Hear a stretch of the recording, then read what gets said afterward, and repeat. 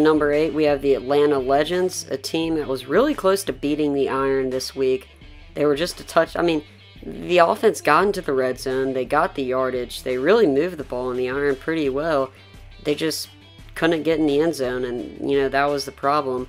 They easily could have won this game had they gotten to the end zone. They just didn't, and that's kind of been a problem this whole year. They've been able to move the ball, but not enough touchdowns to show for it, and that is why they come in at number 8. At number 7, we put the San Diego Fleet here, mainly for one reason: this offense is not very good. They have had 2 really bad games in a row, and Mike Bercovici is probably not the answer for this football team, but obviously Philip Nelson got injured in the beginning of the season, so they just have a hard road ahead of them, and they're probably out of the playoff race. The Salt Lake City Stallions kept their playoff hopes alive. They didn't have a great performance against the Fleet. It was kind of an ugly game, but they found a way to win.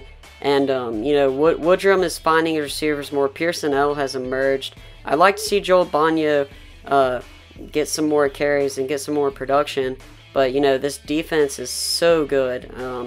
This defensive line is probably the best in the league, in my opinion. But, Salt Lake City found a way to win, and that's why they're number 6. At number 5, we have the Memphis Express, a team that I believe should have beaten Orlando. But there were so many bad calls. The referees were horrible that game.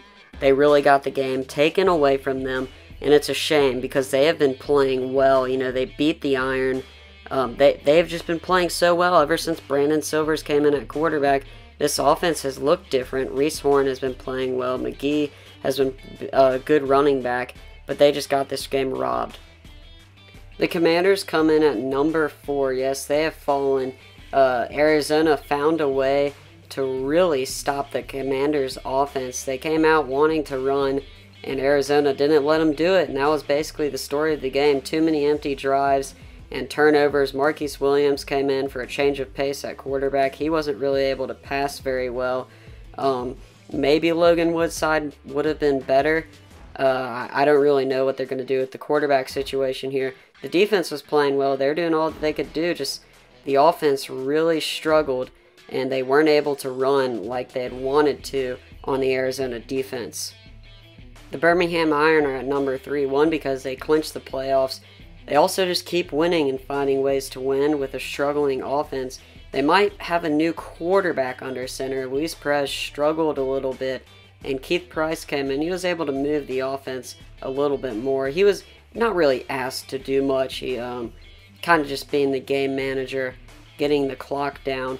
But Keith Price did look good in this defense. They looked really good in the red zone. So, Atlanta was able to get some drives going, and they were able to get yards, but Atlanta wasn't able to score, and that says a lot about this Birmingham defense inside the red zone.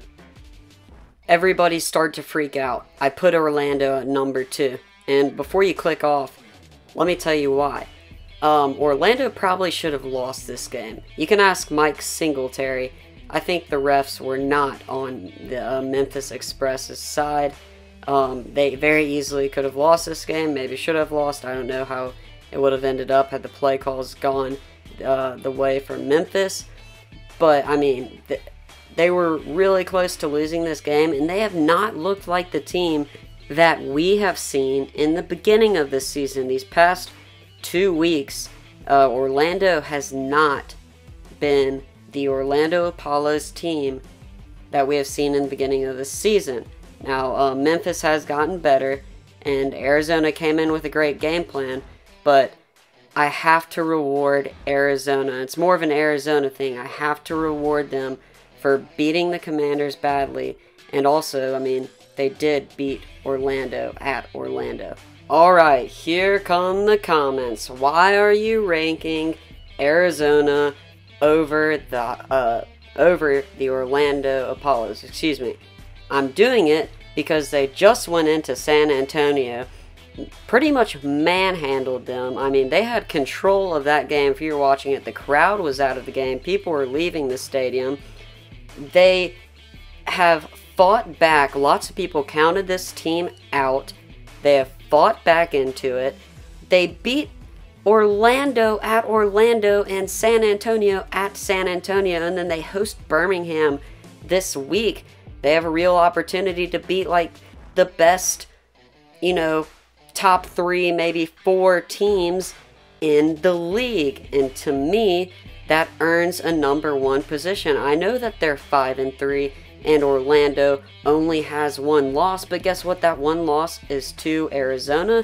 Arizona has gotten much better. They are a much better football team than they were in the beginning of this season.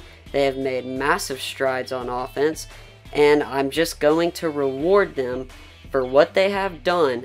They have beaten the best 2 teams in the Alliance, and I think that makes them the best team. I mean, just think about it. They have the best 2 wins in the Alliance of American Football. Now guys, let me know if you enjoyed the video, if you enjoyed the rankings, what type of videos you want to see in the future. Hopefully we will still have the AAF in the future. I am very sad and nervous and all over the place. Thanks for watching. Make sure to subscribe.